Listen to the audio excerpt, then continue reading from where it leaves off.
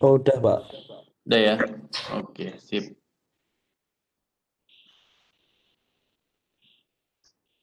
Oke, baik. Assalamualaikum warahmatullahi wabarakatuh. Selamat pagi semuanya. Salam sejahtera untuk kita semua. Semoga kita semua dalam keadaan sehat walafiat. Selamat siang dan selamat datang di mata kuliah uji sensoris minggu ke-9. Di minggu ke-9 ini, saya akan menjelaskan mengenai descriptive analysis. Ya, setelah sebelumnya kita menguji lebih ke overall differences, lalu attribute analysis. Sekarang kita masuk ke descriptive analysis, gitu. Learning outcomes dari mata kuliah pada hari ini ada tiga. Yang pertama adalah student mengerti training dari panelis pada descriptive analysis. Lalu yang kedua adalah mengerti mengenai quantitative descriptive analysis untuk tekstur dan flavor attribute. Lalu yang ketiga mengerti uh, novel descriptive analysis, yaitu spectrum descriptive dan time intensity. Oke, jadi descriptive sensory analysis ini adalah salah satu tools atau metode yang paling canggih gitu di sensory evaluation karena dia punya tiga fungsi.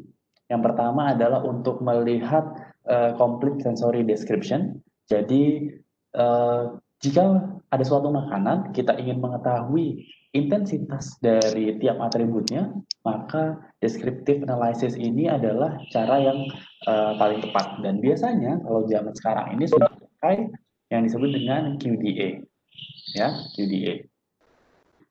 Salah dua contohnya dari QDA adalah di praktikum tekstur dan juga flavor. Itu salah satu contohnya gitu. Tapi itu hanya sebagian saja karena tidak menggunakan QDA secara lengkap gitu. Lalu contoh yang bukan contoh, fungsi yang kedua adalah untuk mengetahui ingredient dan proses variabel mana yang berpengaruh terhadap atribut yang akan diuji seperti itu. Jadi ini sangat apa ya namanya ya, karena detailnya ya, karena sebetulnya menggunakan panelis terlatih, maka dengan ingredient sekecil apapun atau proses yang diubah sekecil apapun harusnya mampu terdeteksi secara sensori gitu. Lalu yang ketiga adalah untuk mengetahui atribut sensori mana yang punya hubungannya dengan acceptance gitu. Jadi nggak semua atribut sensori itu punya uh, apa koefisien korelasi yang sama dengan acceptance begitu. Nah, jadi jika kita tahu mana yang paling berkontribusi paling banyak, nah itu uh, maka tindakan untuk meningkatkan acceptance-nya adalah pada atribut sensori tersebut. Gitu. Ini juga ada sedikit kaitannya dengan mata kuliah pengendalian mutu di hari Rabu kemarin. Gitu. Nah, kuantitatif data yang kita dapatkan ini powernya adalah dari descriptive analysis. Pasti data tersebut akan dapat dianalisis secara statistik, ya. Karena kuantitatif data ini menggunakan apa namanya skala, ya skala. Nah dari skala ini kita dapat eh, analisis secara statistik sehingga mendapatkan deskripsi secara objektif begitu. Jadi kekerasan di 6,5 itu misal sorry bukan di 6,5, misal di 12,5 itu artinya gitu. Jadi bisa dapat dijelaskan secara objektif gitu.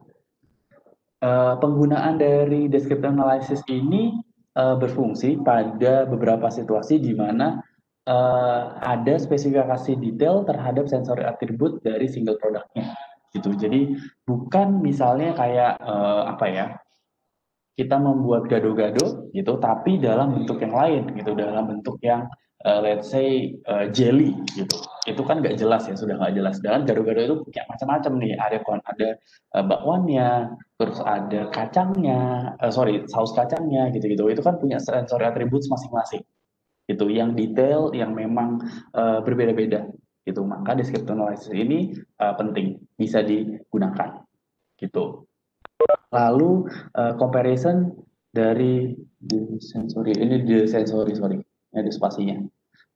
Perbandingan dari perbedaan sensori pada beberapa produk gitu, yaitu fungsinya untuk beberapa produk pembanding, sehingga mengindikasikan dimensi dari produk kompetitor. Jadi bisa juga nggak cuma digunakan pada pabrik makanan di dalam satu pabrik gitu, atau food product di dalam satu pabrik, tapi juga bisa digunakan untuk membandingkan produk kompetitor, sehingga kita bisa tahu dimensi atau ya analisisnya kedua produk tersebut itu terletak di mana sih sebenarnya gitu. Dan biasanya paling banyak digunakan pada product development, terutama untuk menghitung new introduction kepada target. New introduction misalnya variabel-variabel tertentu atau ingredient tertentu pada targetnya. Gitu. Dan descriptive analysis kekurangannya adalah expensive ya, karena perlu training panelis, dan proses training panelis itu sangat panjang sekali. Nggak cuman 3 bulan gitu, bisa sampai 2 sampai 3 bulan gitu, nggak hanya berminggu-minggu gitu, nggak hanya beberapa hari, karena training panel itu nggak cuman permasalahan cicip mencicip aja, tapi harus dikalibrasi gitu ya. Nah, uh, descriptive analysis ini banyak sekali kaitannya dengan bahasa gitu, karena bahasa yang digunakan untuk kita menjelaskan suatu atribut itu sangat beragam gitu, tergantung pada di mana orang tersebut dilahirkan, di mana orang tersebut lingkungannya dibesarkan, bagaimana budaya yang digunakan untuk mendeskripsikan tekstur dari sebuah makanan atau rasa dari sebuah makanan, itu juga berbeda-beda. Nah, maka dari itu ada 3 jenis bahasa yang digunakan. Yang pertama adalah everyday language. Yang paling sering adalah bahasa yang digunakan untuk ngobrol sehari-hari. Lalu yang kedua adalah lexical language. Lexical adalah bahasa yang cenderung lebih formal, yang biasanya di dalam bentuk tertulis gitu, ya. Lalu yang ketiga adalah scientific language. Scientific language adalah bahasa yang disepakati oleh beberapa kelompok tertentu untuk mendeskripsikan hal-hal yang spesifik seperti itu. Nah, karena dari itu pada proses descriptive analysis menggunakan scientific language, maka dari itu perlu yang disebut dengan training phase. Nah, sehingga dari training phase ini, dari segi bahasa, kita mendapatkan bahasa deskriptif yang precise dan juga spesifik gitu. Karena seperti warna gitu ya. Kalau di warna ini kan bahasanya sudah cenderung apa ya namanya ya, mudah dipahami oleh orang-orang gitu. Warna merah pada bahasa Inggris dan warna merah di bahasa Indonesia dan red di bahasa Inggris itu memiliki arti yang sama gitu. Sedangkan flavor gitu, kita sendiri sangat jarang bisa apa ya namanya ya, mereview, menjelaskan flavor secara spesifik gitu. Kayak misalnya kalian dikasih makanan gitu, terus disuruh review.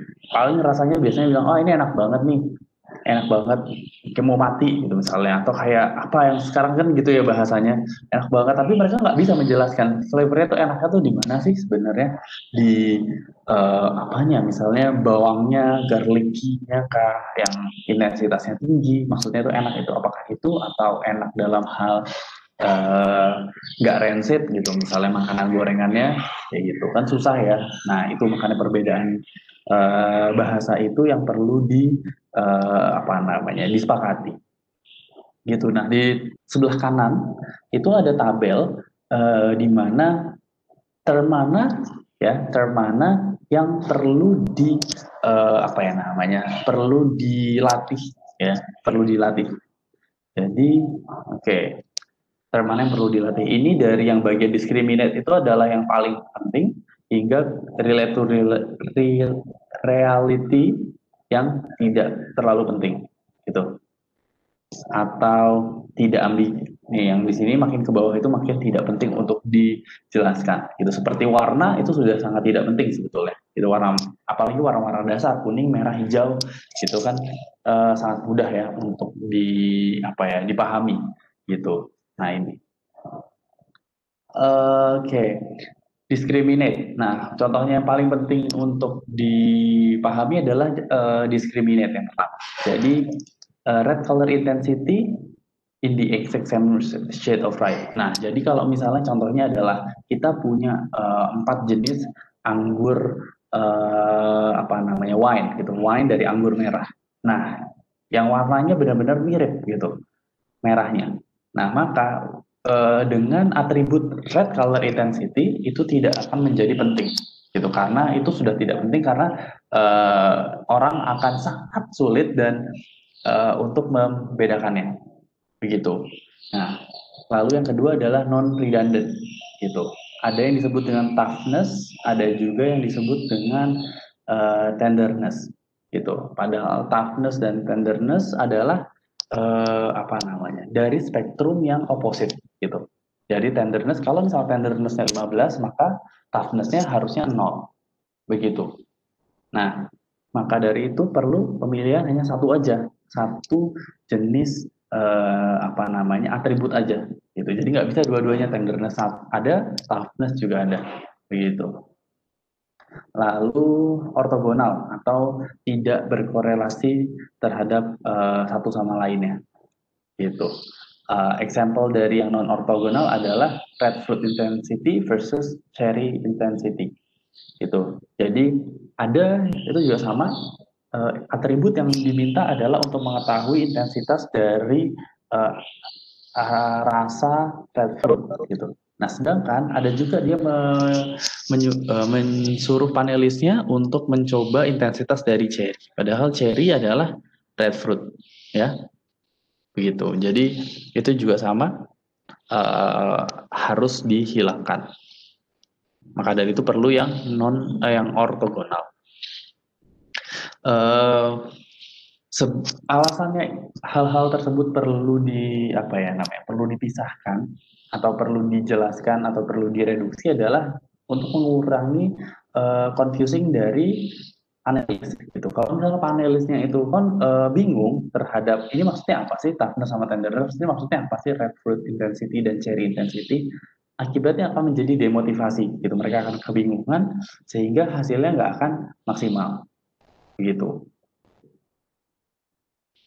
Lalu hati-hati terhadap preconceived notions atau gagasan yang terbentuk sebelumnya terhadap sebuah atribut.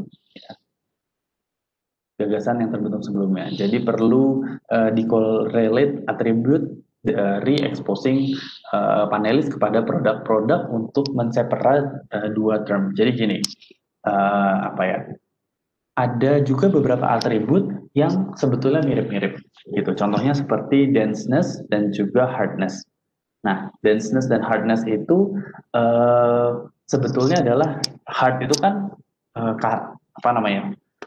keras. Kalau dense itu kan padat, tapi padat itu bukan berarti bisa keras. Nah, tetapi untuk kita sebagai panelis gitu, calon panelis terlatih untuk membedakan kedua term tersebut, maka perlu yang disebut dengan decorrelate. Jadi bukan dikorelasikan, tapi dipisahkan gitu antar korelasi tersebut. Caranya adalah dengan mengekspos produk-produk yang punya term yang berbeda gitu. Contohnya makanan yang dense, kita misalnya mau belajar mengenai denseness dan hardness untuk memisahkannya. Yang pertama adalah kita coba makanan yang dense tapi nggak keras.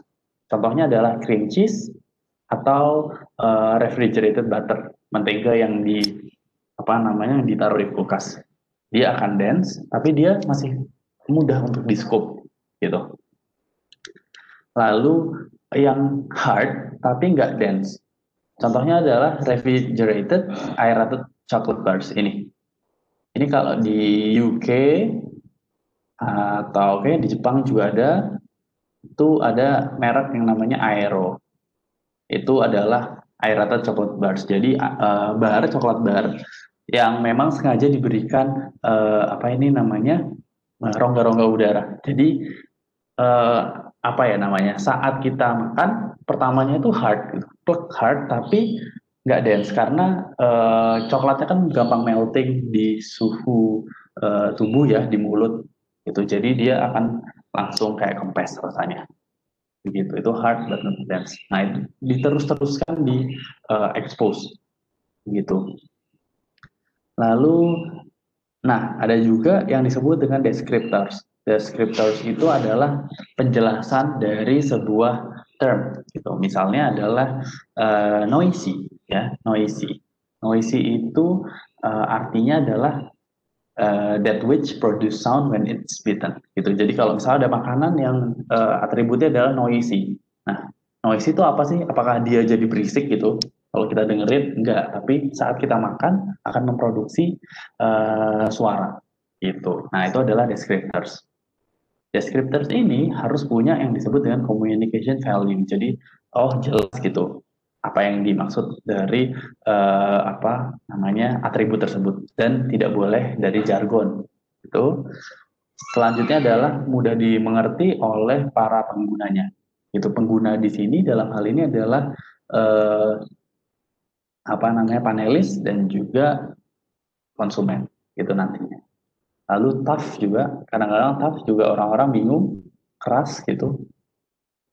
Toughnya artinya adalah di maaf, di steak adalah difficult to chew. Jadi susah untuk di chewing, susah untuk dikunyah gitu. Nah, ini ada 5 jenis descriptive analysis teknik yang berkembang sesuai dengan zamannya. Begitu. Yang pertama adalah yang disebut dengan flavor profile. Lalu yang kedua adalah texture profile karena hanya profiling mengenai atribut tersebut. Lalu kedua profile ini di apa namanya? Di-upgrade atau ya di-upgrade dan diperbaharui menjadi QDA. Lalu dari QDA ini juga ditambahkan dengan beberapa term yang disebut dengan sensory spectrum. Ya. Sensory spectrum dengan QDA ini yang paling berbeda adalah sensory spectrum punya leksikon, leksikon atau vocab atau atribut.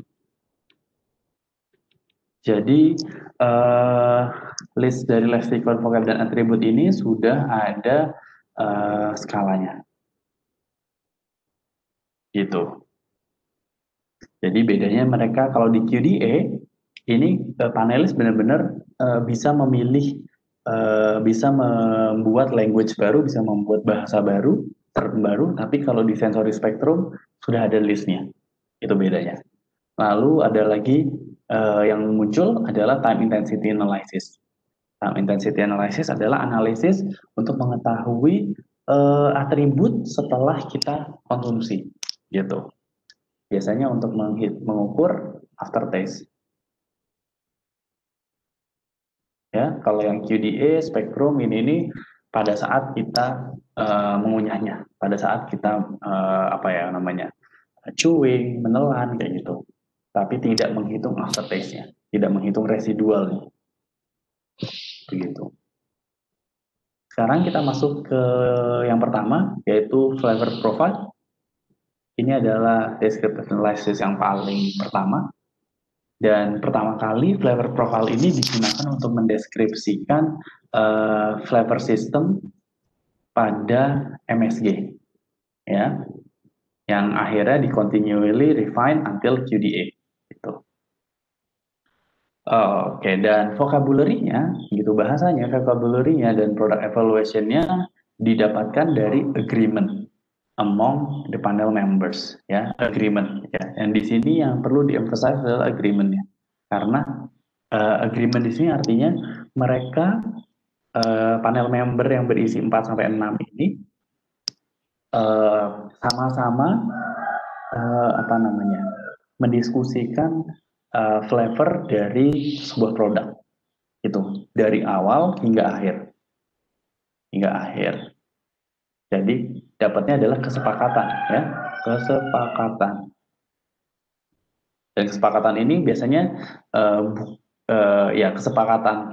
Jadi dia tidak menggunakan statistik as in statistik. Jadi misalnya, oh ya overall flavors-nya itu sekian gitu, karena memang dibuat kesepakatan gitu, ada musyawarahnya begitu. Mereka tidak menggunakan data yang saklek lalu apa namanya, dianalisis secara statistik begitu. Dan biasanya 4 jenis uh, evaluasi yang mereka lakukan adalah yang pertama overall flavornya bagaimana, flavor notes-nya itu apa saja, intensitasnya itu berapa gitu, dan juga amplitudenya. Amplitudo adalah overall impression, degree derajat dari balance dan blending dari flavor begitu. Dan untuk mendapatkan 4 jenis uh, ini, mereka perlu yang disebut dengan training phase yang digunakan dengan reference standar.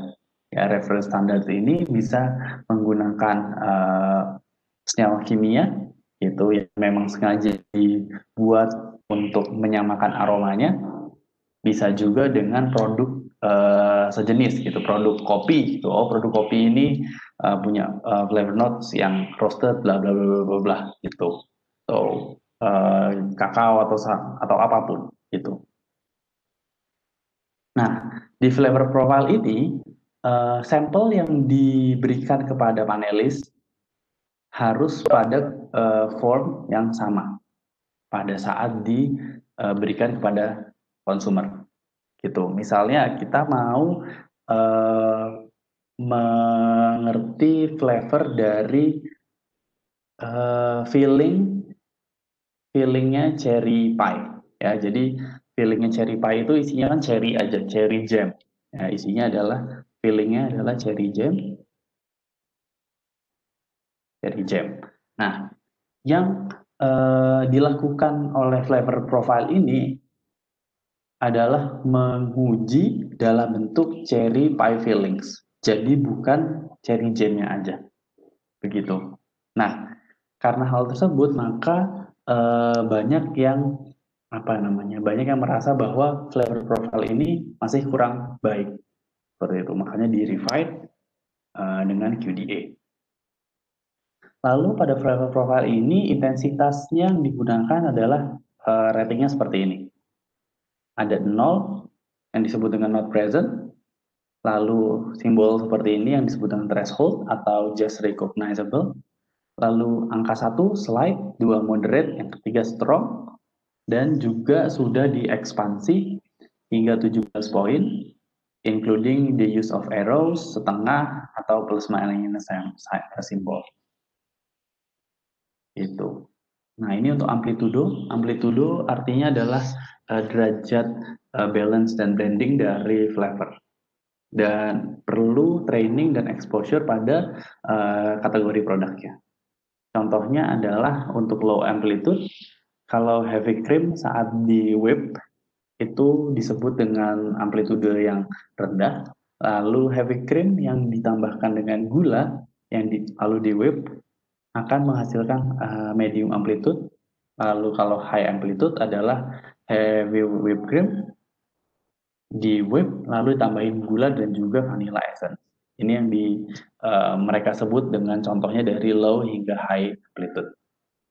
Untuk amplitude juga sama menggunakan skala seperti ini.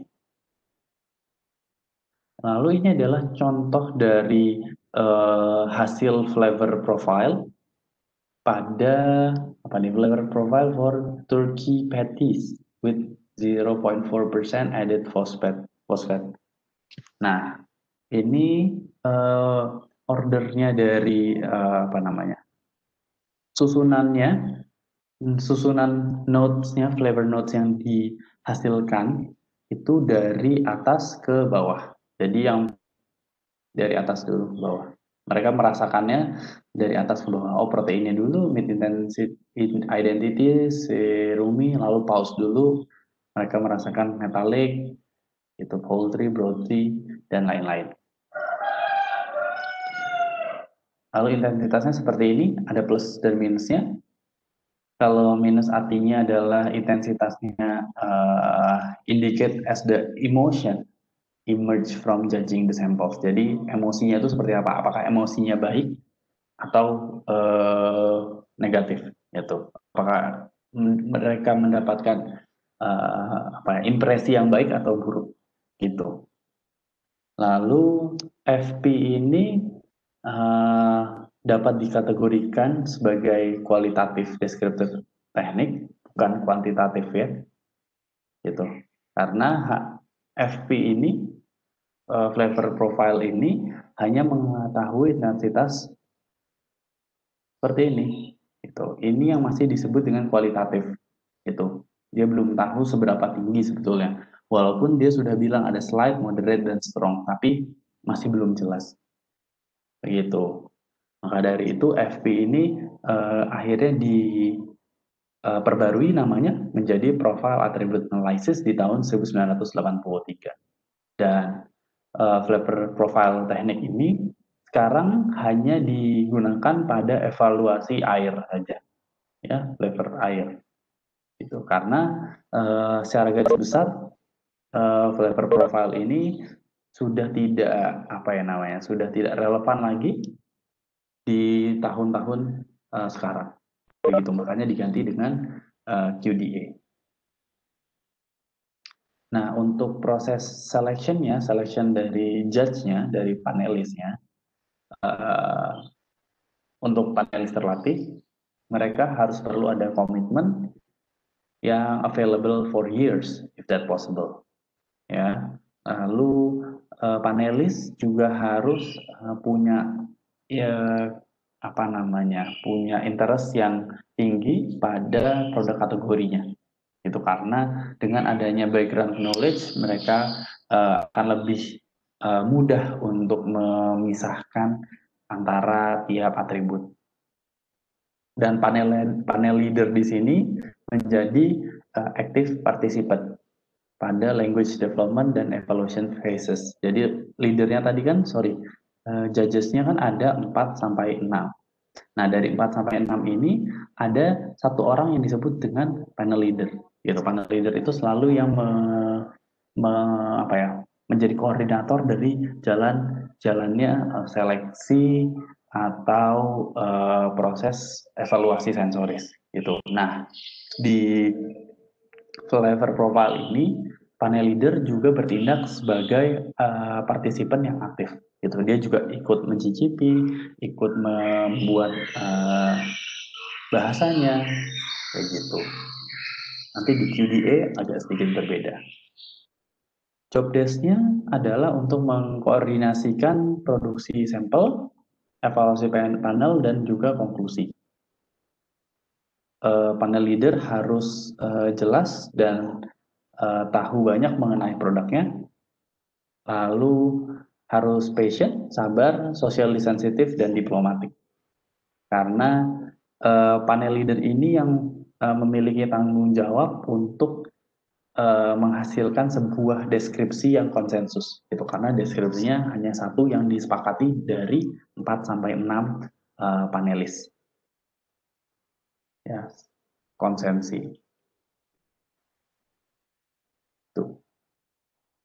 Sekarang kita masuk ke tekstur profile. Nah, kalau yang tadi intensively hanya untuk flavor, sekarang kita masuk ke tekstur profile. Nah, tekstur profile ini goalnya adalah untuk mengetahui sebuah sensori teknik yang untuk mengakses atau untuk mengetahui tekstur karakteristik, ya. Dan definisi ataupun order of appearance sudah dinyatakan melalui konsensus dari tekstur profile panelis. Ya, ini adalah contoh dari tekstur profile hardness scale yang diadaptasi di tahun 1986. Dengan hardness ini didefinisikan sebagai gaya yang dibutuhkan untuk menggigit sampel di antara gigi molar, gitu. Nah, mereka sudah ini punya apa ya namanya skala yang mereka rancang. Jadi kalau skala 1 itu produknya ini dengan sampel size ini, temperatur ini, dan pada merek ini, gitu. Jadi mereka lebih precise, gitu, dan bisa apa namanya diulang-ulangi lagi, ya. Oke. Lalu ini skala yang digunakan, oke, ya, skala yang digunakan pada tekstur profile ini sudah menggunakan skala absolut, ya.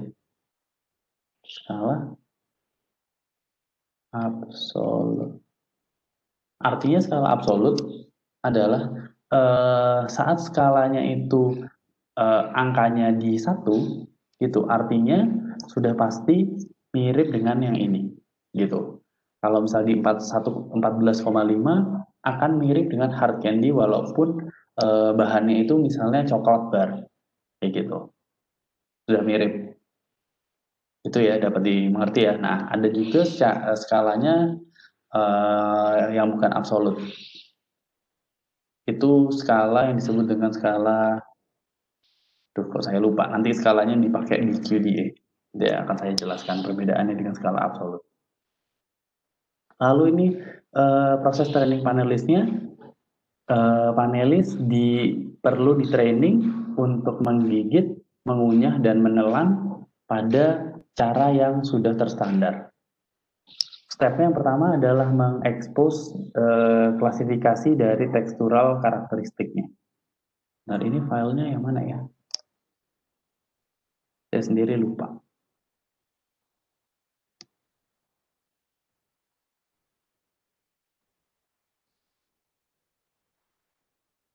Oke, ini kelihatan ya. Jadi ini uh,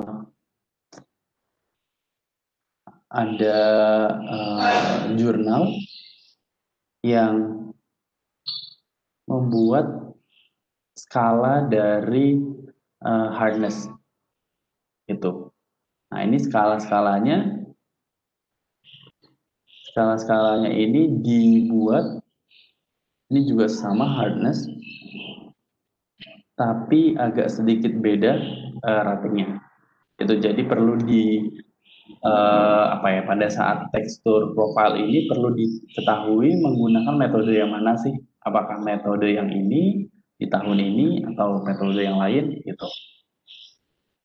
Nah, ini untuk yang hardness, lalu ini untuk brittleness. Lalu di sini juga ada arti-artinya. Chewiness itu apa? Ini untuk standar chewiness dan so on. Gumminess, adhesiveness, viscosity scale. Gitu. Oke, kita kembali lagi ke sini.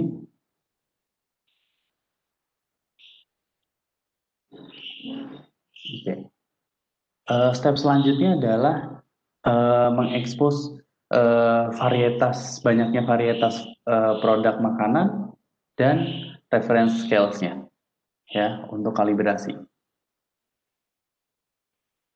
Lalu yang ketiga adalah refining skills-nya dengan merekognisi, mengidentifikasi, dan mengkuantifikasi derajat pada specified kategori.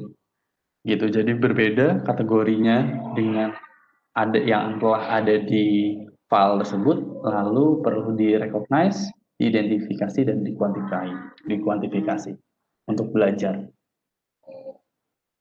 Begitu. Lalu ini yang ketiga, yaitu mengenai quantitative descriptive analysis. Oke. Kontrasnya dengan FP atau flavor profile. Jadi ini yang warnanya hijau itu yang sama dengan flavor profile, yang blue ini yang different dengan flavor profile. Jadi datanya ini tidak didapatkan dari konsensus diskusi, ya. Mereka tidak menggunakan diskusi, dan panel leader ini menjadi fasilitator, ya, bukan menjadi active participant. Nah, karena adanya panel leader yang menjadi fasilitator, maka eh, data yang digunakan, karena data yang digunakan menggunakan skala struktur, skala tidak terstruktur, maka dari itu dapat dianalisis secara statistik. Ya. Nah, dengan analisis secara statistik, ya karena kita pakai, nah ini dia, proportional scale, kita pakai proportional scale,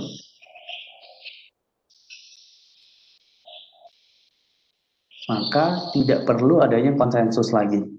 Ya, jadi setiap judges ini yang sampai 12, dia punya evaluasi masing-masing, ya kan? Angka masing-masing. Nah, dari angka itu baru kita analisis dengan statistik, misalnya ANOVA, untuk menghasilkan nilai tertentu. Seperti itu. Makanya dia tidak perlu konsensus. Makanya nggak perlu lagi setelah mereka mengevaluasi, mereka mendiskusikan gitu. Jadi prosesnya adalah yang pertama apa namanya? Yang pertama adalah training panelis, training dulu, terus setelah itu baru ini trainingnya ini training bareng, lalu evaluasi individu, ini analisis data. Begitu. Kalau yang sebelumnya trainingnya bareng, evaluasinya juga bareng, analisis datanya juga bareng. Kalau di sini analisis datanya juga udah individu. Nah, sehingga judges yang digunakan lebih banyak, yaitu 10 sampai 12 itu. Lalu sama dengan flavor profile, panelisnya juga mengenerate term-term yang akan digunakan untuk mendeskripsikan atribut pada produk yang akan diuji. Juga sama, mendefinisikan, mendesain reference standarnya yang akan digunakan atau definisi dari verbalnya atau deskriptornya. Lalu QDA ini menggunakan evaluasi berbasis statistik. Kalau yang sebelumnya tidak dengan statistik, lalu sampelnya tidak diberikan sama dengan apa yang diberikan oleh konsumer. Ya, itu. Contohnya yang kayak tadi, cherry pie filling itu tidak bentuk pie-nya tapi hanya cherry jam-nya aja. Begitu. Karena yang memang ingin diketahui adalah cherry jam ya. Itu. Lalu evaluasi produk dilakukan secara individual ya. Tadi seperti yang saya jelaskan dilakukan secara individual untuk QDA. Maka dari itu menggunakan ini skala tidak terstruktur. Nah, karena menggunakan skala yang tidak terstruktur dan secara proporsional, nah artinya setiap panelis itu punya perbedaan, ya, preserve difference within panelist dan juga between panelist. Dan ini tidak akan menjadi masalah karena sudah dihitung variabelnya dengan ANOVA, dengan two-way ANOVA, begitu. Lalu selama proses training, panel leader akan membantu untuk memecah antara individual intensity-nya dari overall impression-nya. Ya, dan tidak boleh disatukan antara quality-nya dan juga liking-nya. Jadi beda-beda. Dan seluruh evaluasinya should be free of hedonic responses. Jadi tidak boleh bergantung pada tingkat kesukaannya. Ya, si QDA ini tidak ada tingkat kesukaan dari dari produk yang diuji. Oke. Different score between judges tidak sama dengan not measuring attribute in the same way. Jadi walaupun terjadi perbedaan skor, ya yang tadi terjadi perbedaan skor itu bukan berarti judgesnya atau panelisnya mengukur atribut dengan cara yang berbeda. Itu hanya saja mereka menggunakan bagian dari skala yang berbeda. Begitu. Ya, jadi misalnya yang di sini ada si siapa? Ada panelis A menggunakan panelis A itu mau melihat atribut A dan B. Dia menggunakan di sini A, B. Lalu di sisi lain panelis B juga sama tapi menggunakan skala yang di sini A dan B. Nah, ini bukan berarti apa namanya intensitasnya berbeda karena di sini lebih pendek atau di sini lebih ke kanan gitu. Artinya tetap sama tapi menggunakan bagian yang berbeda aja, ya.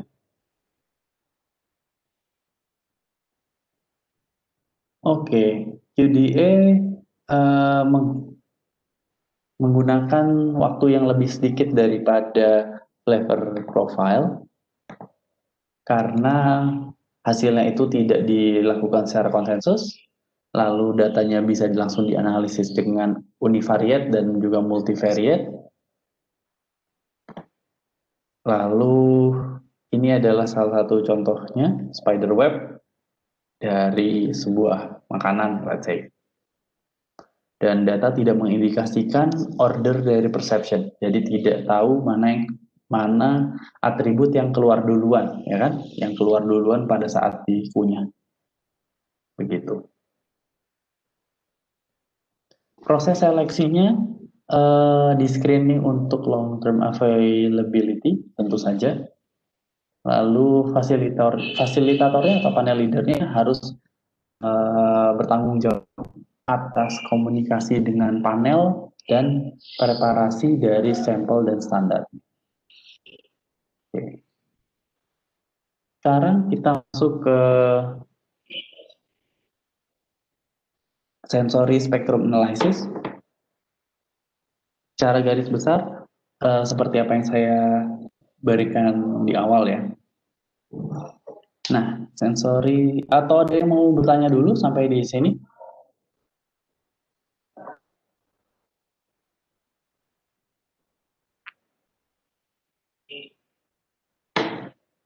Oke, kalau belum ada, kita lanjutkan dulu ya ke sensory spectrum analysis. Nah, sensory spectrum analysis ini adalah ekspansi dari descriptive analysis teknik, ya. Dan karakteristik yang paling unik dari analisis spektrum ini adalah tidak menggunakan, tidak menggenerate, ya, tidak membentuk vocab yang baru. Jadi dia sudah menggunakan standardized lexicon, ya, standardized vocabulary, standardized lexicon, gitu. Nah, selain standardized lexiconnya, skalanya juga sudah distandarisasi dengan beberapa reference points, ya. Maka dari itu panelisnya harus lebih banyak trainingnya dibandingin dengan QDA. Dan data apa namanya, datanya ya adalah data yang absolut. Itu karena seperti yang tadi angka 1 itu artinya exact one, kalau 11 angkanya artinya ini. Gitu. Berbeda dengan yang di QDA, ini angkanya akan berbeda-beda, ya. Angka 0 ini artinya ya intensitasnya kecil, yang di sini intensitasnya tinggi. Gitu. Tetapi nah, dikarenakan ini ya tadi proportional scales. Oke.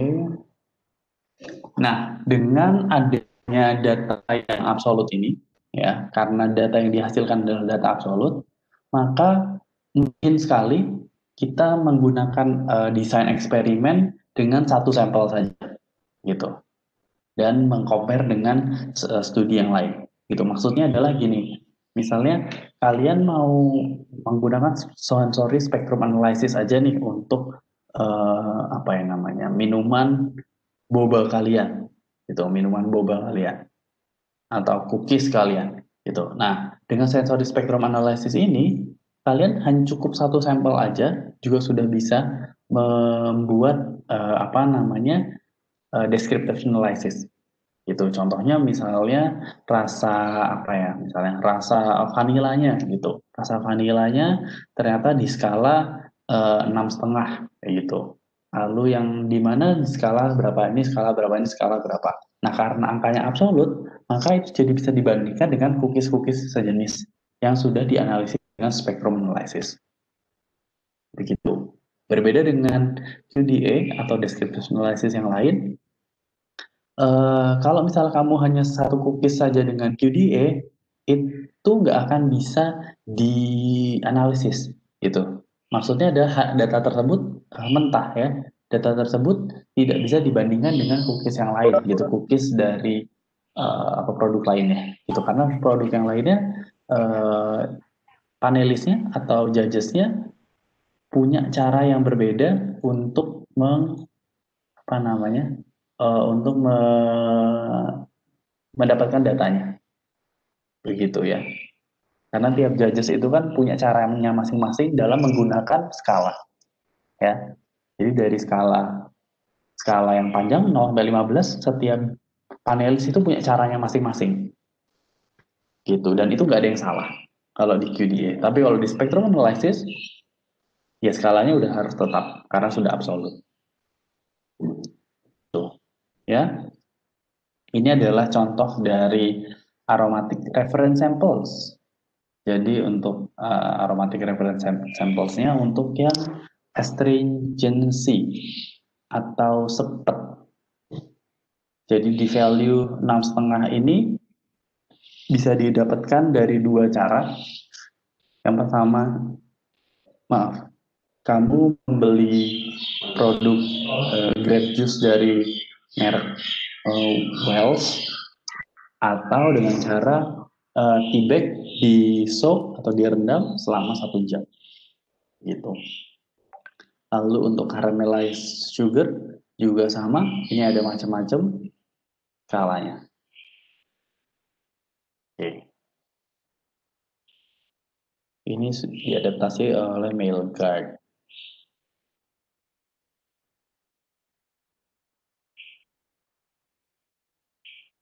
Oke. Oke, ini skala 5 pada sweetness scale sama dengan skala 5 pada salty scale. Itu maksudnya adalah skala di 5 dari sweet itu sebisa mungkin mirip lah dia, apa ya, intensitasnya juga mirip dengan 5 pada skala salty. Gitu, sehingga perlu kalibrasi yang sangat precise dengan analogi seperti pH meter. Gitu. Lidah kita itu seperti pH meter. Jadi kalau misalnya kita mau mencoba minuman Pocari Sweat gitu misalnya. Pocari Sweat punya produk barunya gitu. Nah, untuk menggunakan sensory spectrum analysis, lidah kita tuh perlu dikalibrasi gitu. Dikalibrasinya dengan cara apa? Dengan cara mencoba dulu minuman yang punya skala yang punya skala 2, yang punya skala 2 gitu, dan juga misalnya pakai yang skala 12,5 gitu. Nah, untuk mengkalibrasi, oh iya yang kita rasakan di lidah ini adalah skala 2, lalu yang sweet yang satunya adalah di 12,5 gitu. Lalu ganti lagi dengan untuk yang salt, yang keasinan di 2, skala 2 dan juga skala misalnya 9,5. Kayak gitu. Dikalibrasi dulu, baru kita bisa move on ke produk yang mau kita uji. Ya, seperti contohnya persis seperti pH meter. Tapi bedanya adalah di lidah kita. Nah, keuntungan dari apa namanya sensory spectrum ini adalah panelis menggunakan descriptor scale, jadi skala deskripsi dengan cara yang sama, ya. Yang kedua adalah untuk industri dapat menggunakan sensory spectrum ini di beberapa tempat gitu ya. Jadi kalau misalnya di dalam sebuah pabrik yang sangat besar, itu pabriknya seperti pabrik mie instan, itu ada di beberapa tempat. Nah, menggunakan sensory spektrum ini menjadi tepat karena QA di masing-masing tempat sudah terkalibrasi gitu, dan jadi tahu, oh ya, menggunakan skala yang mana bisa dibandingkan datanya antar pabrik begitu. Namun ada juga disadvantages-nya atau kerugiannya, akan sangat sulit untuk panel development dan maintenance-nya, ya, karena banyak sekali yang perlu dipersiapkan gitu, karena perlu berulang kali di maintenance lidahnya, perlu berulang kali dikalibrasi, dan itu memakan waktu yang sangat lama, ya. Apalagi membentuk satu orang panelis terlatihnya juga sangat sulit. Lalu kadang-kadang adalah stabilitas dari skala absolutnya itu nggak jelas, ya. Jadi menurut Olabi dan Lawless ini terjadi shifting gitu di 15 point scales-nya, terutama di lidah manusianya gitu. Karena kadang-kadang walaupun sudah dikalibrasi, mereka merasa akan menjadi berbeda-beda, terutama dengan sudah di expose berkali-kali, justru malah jadi tidak stabil lagi gitu. Dan ini skalanya bisa juga jadi melencong sedikit begitu.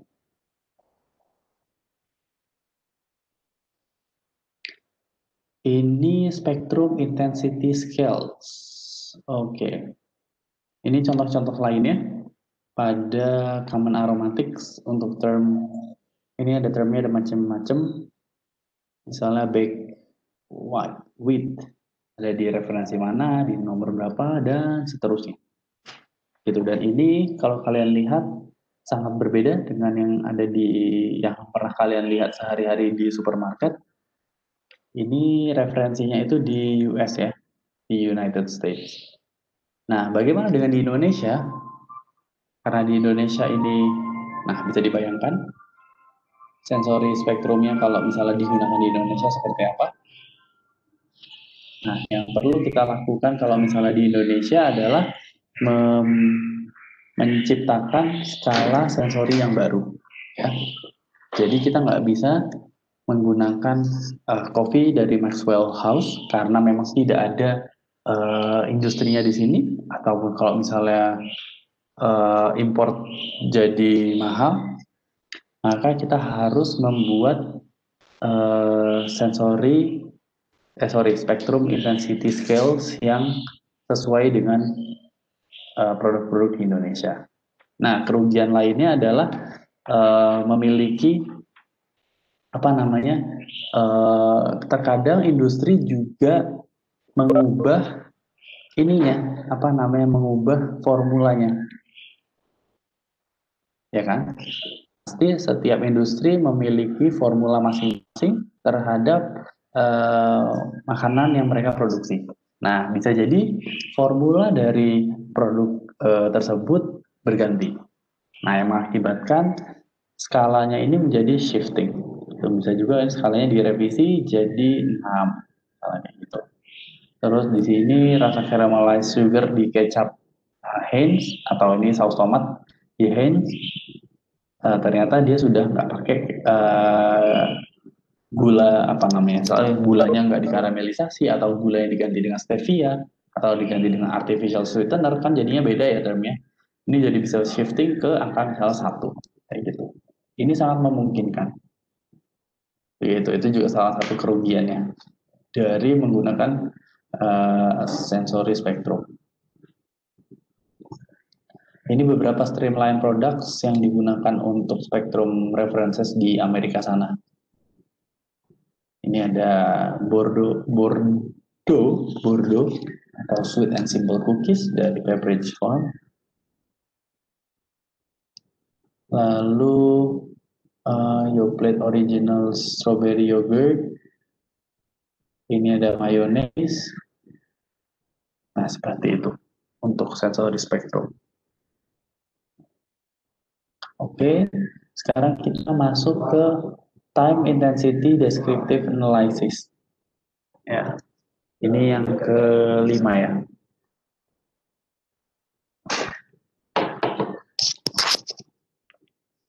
Oke, time intensity descriptive analysis adalah untuk mengetahui temporal komponen dari suatu produk berdasarkan waktu. Ya, jadi sebuah produk ini bisa dianalisis komponen flavornya maupun teksturnya dari asas waktu.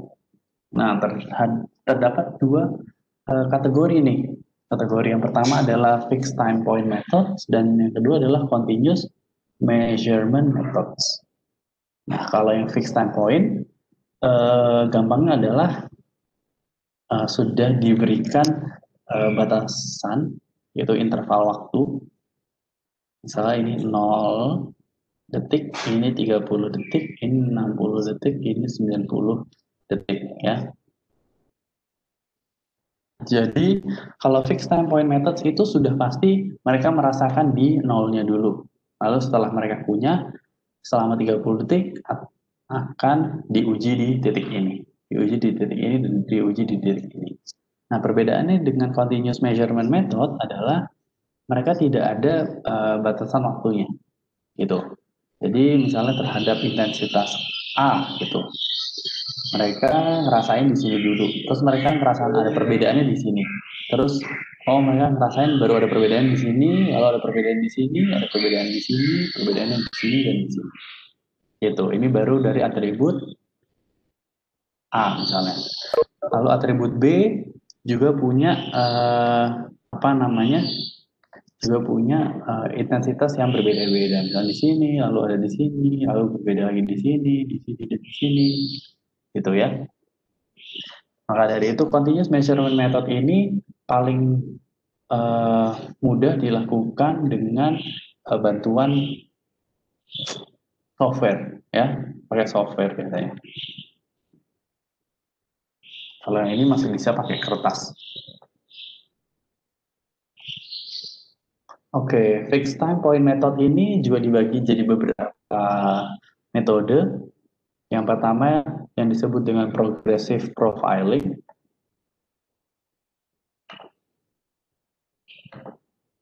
Progressive profiling ini menggunakan line scales yang terdapat di komputer screen pada predetermined intervals. Jadi ini seperti yang dijelaskan sama saya tadi, sudah ada predetermined intervals. Misalnya 0, 30, 60, 90 gitu. Dan atribut yang digunakan hanya boleh sampai 5 atribut untuk satu sampelnya. Ya, karena kalau lebih dari 5 akan kebingungan panelisnya. Jadi contohnya adalah panelis akan mengevaluasi peppermint gum sampel untuk intensitas keseluruhannya, lalu sweetness-nya, lalu bitterness, lalu peppermint intensity dan astringicity. Ada 5 pada chewing gum selama 1, 3, dan 6. Lalu resultnya diplot sesuai dengan intensitas dari tiap atribut yang berganti setiap waktunya. Ya, jadi kalau di sini nanti hasilnya, misalnya belotnya atau borangnya itu biasanya bentuknya kayak bar-bar gitu. Ada banyak bar. Ini di menit 1, ini menit 3, ini menit 6.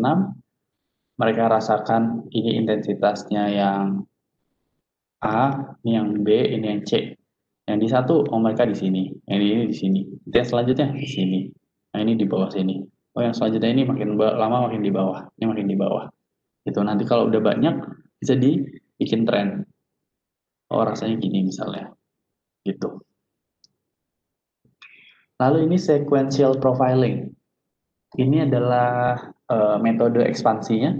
dari progressive profiling, metode ekspansinya dari progressive profiling yang tadi, tapi bedanya adalah dia menggunakan multiple consecutive testings atau mencicipi berkali-kali pada atribut pada karakterisasi lebih dari satu atau dua atribut.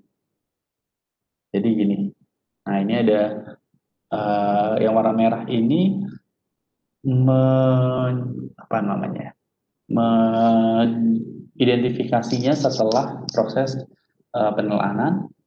Lalu yang yellow ini adalah after effect-nya 30 detik. Lalu yang warna hijau ini after effect-nya dari 60 detik. Begitu.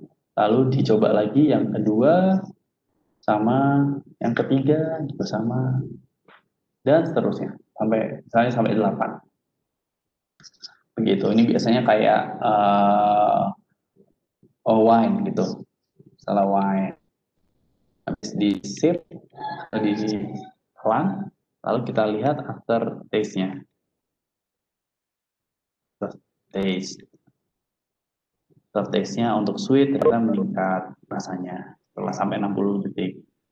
Lalu ini apa bitterness-nya misalnya, ini drying-nya di mulut seperti apa gitu. Jadi kan diminta untuk minum wine 5 ml di pertama, lalu yang kedua 5 ml, ketiga 5 ml dan seterusnya. Begitu. Oke, yang ketiga untuk fixed time point method adalah multiple attribute time intensity atau MATI, MATI. Adalah metode yang digunakan untuk menghitung laju, durasi, serta intensity dari beberapa sensory attribute. Dan MATI ini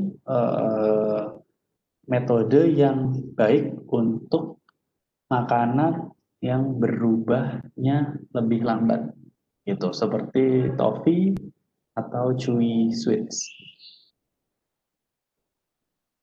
Dan the intensities of all attributes are measured. Semua intensitas dari semua atribut diukur dan atributnya di cycle. Oke. Fixed time point ini diukur berdasarkan surveinya bagaimana first bite, chewing, breakdown, swallow, dan juga residual. Ini contoh softwarenya dan MATI ini juga bisa diaplikasikan pada metode continuous measurement. Gitu. Jadi contohnya misalnya yang pertama kali diklik adalah ini first bite.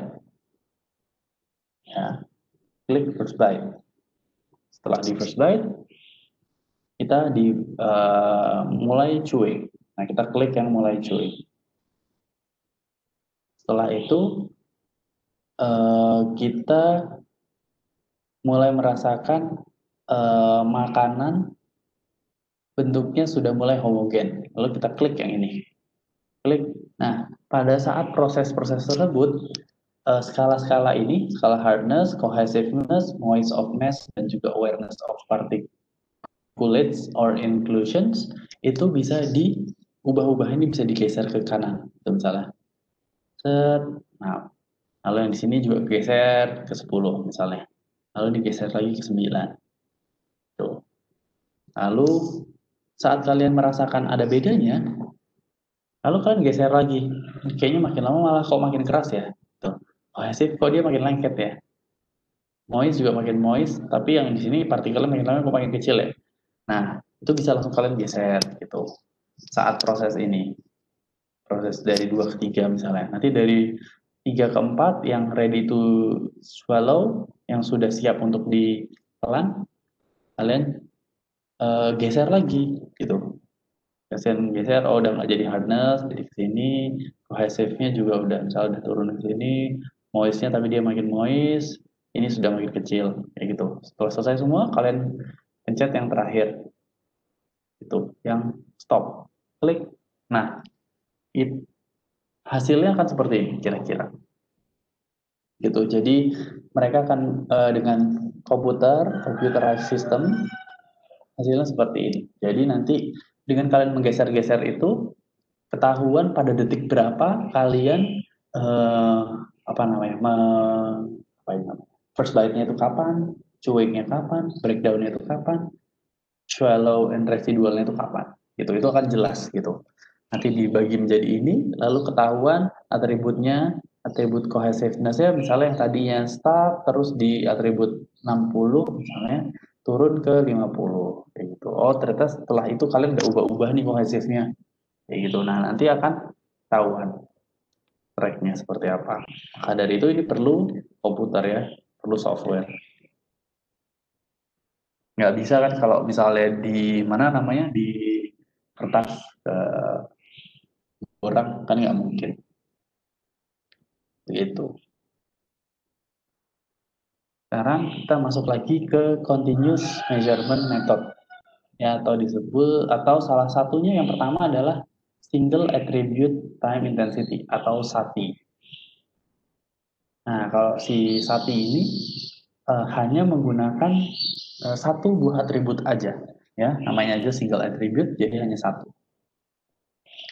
Nah, single attribute ini juga dibagi berdasarkan intensitas studinya. Apakah mau long term, medium term, atau short term. Kalau long term ini, contohnya adalah reduksi pengurangan dari skin dryness pada produk lotion misalnya. Kita kasih lotion apa gitu. Terus kita lihat dryness dari skinnya. Gitu. Untuk skincare. Gitu. Lalu untuk medium term, misalnya adalah warna lipstick pada pemakaian beberapa jam. Itu medium maksudnya. Lalu untuk yang short term, ini seperti flavor atau tekstur dari chewing gum. Nah, responnya ini sebetulnya bisa direcord berdasarkan menggunakan pensil dan paper atau juga komputer sistem as long as atau selama panelis itu tidak melihat kurvanya gitu. Jadi dia nggak boleh melihat borangnya itu oh nanti saya klik di sini titik di sini terus di sini di sini di sini di sini gitu. Jadi mereka nggak bisa melihat grafiknya, grafik penurunannya atau grafik naiknya kayak gitu-gitu. Mereka nggak bisa, nggak boleh melihat hal tersebut karena ini kan menjadi bias, ya. Gitu. Nah ini adalah contoh dari datanya akan menghasilkan data yang seperti ini. Di mana biasanya ada yang disebut dengan AUC atau area under the curve yang di bawah sini. Di bawah ini adalah AUC, area under the curve. Lalu ada Imax, ada intensitas maksimum. Lalu Imax per 2 adalah intensitas maksimum dibagi 2. Lalu Tmax adalah waktu saat intensitasnya maksimum. Lalu T maksimum setengah ini adalah waktu saat intensitasnya setengah hingga dilihat durasinya sampai intensitasnya itu menjadi 0. Hasilnya akan seperti ini. Ini time intensity data untuk 3 buah sweetener. Yang pertama adalah sucrose, aspartam, acesulfamka, dan juga ini sucrose juga. Ini hasilnya seperti ini. Jadi kita tahu, oh kapan sih maksimum intensity-nya, berapa lama sih si sucrose itu bisa lingering di dalam apa namanya, dalam lidah, itu misalnya. Atau aspartam itu seberapa lama, lalu intensitasnya tingginya itu seberapa, dan kawan-kawan. Begitu. Oke, ini ada juga continuous measurement yang disebut dengan dual attribute. Dia mirip dengan SATI atau single attribute. Perbedaannya adalah jumlah atributnya itu 2. Ya, kalau yang tadi cuma 1,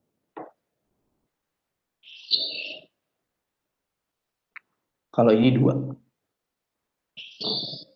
Contohnya adalah sweetness dan peppermint flavor pada gum, atau juiciness dan chewiness pada meat. Lalu ini ada continuous lagi yang disebut dengan temporal order of sensation atau TOS, temporal order. Fungsinya adalah untuk mengetahui ordernya atau apa ya namanya,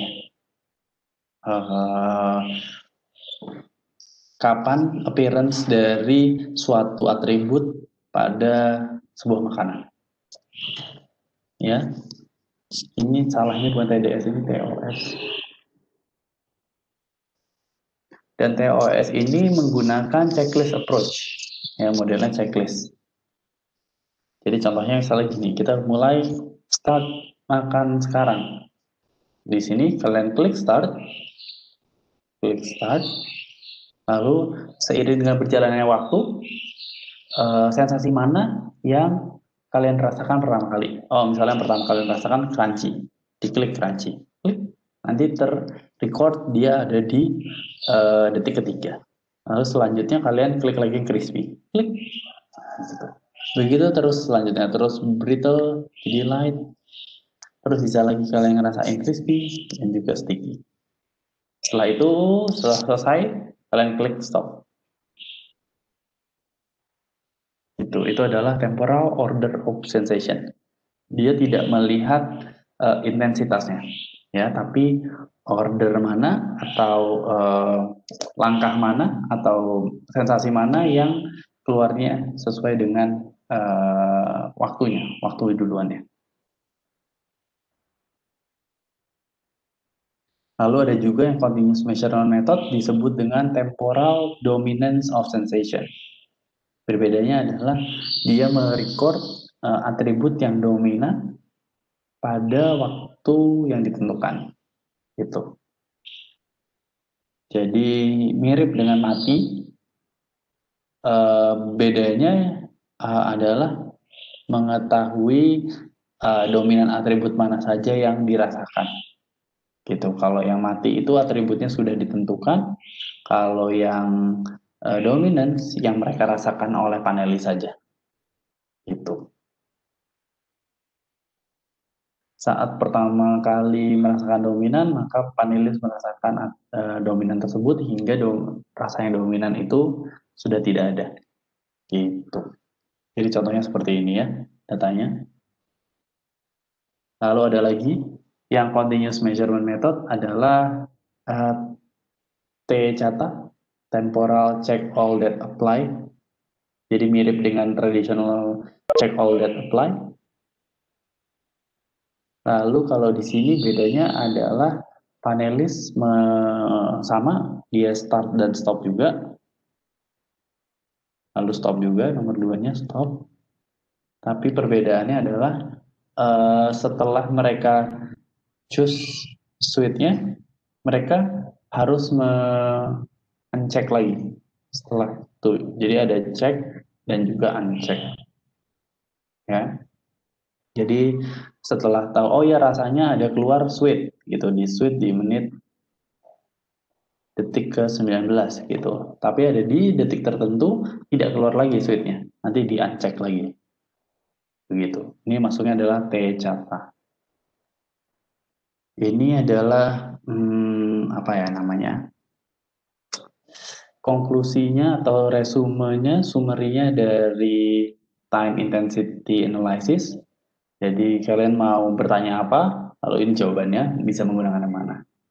Itu apakah berfungsi untuk screening? Nah, kalau mau screening pakainya ini. Kalau yang mau cepat pakainya ini. Gitu. Mau yang rich analysis pakainya yang mana? Kayak gitu. Oke, yang mana yang pakai komputer gitu misalnya. Ini ada summary-nya. Dan ini juga sama decision tree-nya. Kalau kalian butuh, misalnya butuh nggak attribute measure atau measure attribute intensity, iya atau enggak? Kalau enggak, ya diikutin aja terus. Terus nanti kira-kira, oh yang kalian butuhkan tuh yang mana? Gitu. Tapi ini kalau kalian butuh yang disebut dengan time intensity ya. Aduh, aduh. time intensity. Oke, ini bisa dibaca-baca di sini juga. Oke, terima kasih. Ya, baik. Sekian eh, apa namanya kuliah pada hari ini. Ternyata cepat juga, saya kebanyakan ngomongnya terlalu cepat. Ada yang mau ditanyakan sebelum selesai pada hari ini mengenai descriptive analysis? Saya persilahkan. Pak, izin bertanya untuk yang ATI itu, Untuk yang apa? MATI, Pak. Ha-ha. Itu kan apa ada yang turun-turunnya itu dari panelisnya, Pak, di input di komputer atau gimana, Pak? Ini yang Iya. turun-turunnya. Jadi Iya. kan gini, saat contohnya di sini saat kita ini panelis itu tidak bisa melihat waktu yang digunakan yang mereka lakukan saat proses uji. Gitu, mereka nggak tahu waktunya. Tapi mereka hanya tahu kapan mereka pertama kali bite, kapan mereka chewing, kapan masanya homogen di dalam mulut. Nah, dan ini bisa mereka geser-geser. Nah, dari geser-geser ini kan ke-record sama komputer. Seperti ini, recordnya. Nah, maka dari itu misalnya contohnya di hardness, makanan yang mereka makan di awal ternyata hard, tapi setelah mereka chewing, mereka merasa hardness-nya akan berkurang. Makanya dari software ini mereka geser nih hardness-nya. Tadinya misalnya di angka 6 sini, di bar yang ini, mereka geser sedikit ke bar yang 4 gitu. Tanpa disadari, pergeseran itu sudah di-record di detik ini. Begitu. Begitu pula dengan yang lain-lainnya. Misalnya cohesiveness-nya ada di sini tadinya, lalu sebentar, cohesiveness itu yang warna biru muda, oke. Terus tiba-tiba dia turun di sini, gitu. Nah, penurunan ini di-record sama komputer, gitu. Ini hasilnya. Jadi penurunan akibat dari pergeseran atribut yang mereka rasakan selama proses evaluasi. Oke, makasih, Pak. Iya, sama-sama. Ada lagi yang lainnya? Pak, izin bertanya. Kalau misalkan yang TOS itu, saya masih belum mengerti TOS sama apa bedanya sama TCA-TA. Oke, yang ini ya, TOS sama, ini kayaknya ada dua orang yang ngomong. Bedanya TOS sama TCA-TA ya? Iya bukan sih? Iya, Pak. TOS ini dia hanya melihat order appearance-nya aja, gitu. Oh, ini crunchy sama crispy, sorry. Ya, misalnya order of appearance. Jadi dia tidak melihat kapan dia keluar. Jadi dia melihat kapan makanan tersebut memiliki atribut yang terjadi di mulut, gitu. Tapi dia tidak mengukur kapan atribut tersebut selesainya, gitu. Kalau TOS itu hanya kapan atribut tersebut muncul, ya kapan atribut tersebut muncul di lidah, itu kalian rasakan di lidah. Tapi kalau yang di TAC, TCATA, dia merasakan yang di lidah ini, oh ya dia muncul pada detik sekian, tapi dia juga merasakan kapan rasa itu mulai berangsur-angsur hilang. Gitu. Maka dari itu ada di sini proses cek dan juga uncheck. Bedanya di situ. TCATA dan TOS. Kalau TOS nggak ada unchecknya. Kalau misalnya di sini crispy-nya dua kali keluar, artinya adalah dia merasakan crispy yang di pertama, lalu crispy lagi di yang detik ke-11. Gitu. Bukan artinya crispy-nya ada, lalu crispy-nya nanti hilang. Gitu. Maka dari itu yang TOS ini belum reach datanya, tapi hanya mengetahui kapan sih atribut tersebut keluar. Begitu. Baik, Pak. Terima kasih, Pak. Ada lagi yang mau tanya?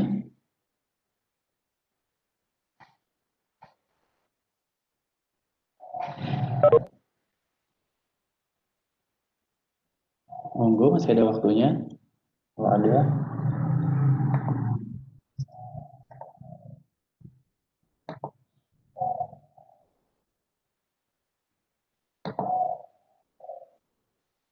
absennya ya, sebentar. Oke nih.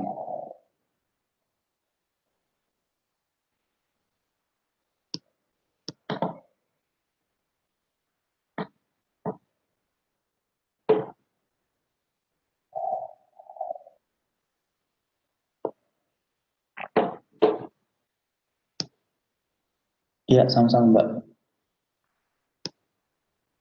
Oke, ada lagi yang mau ditanyakan?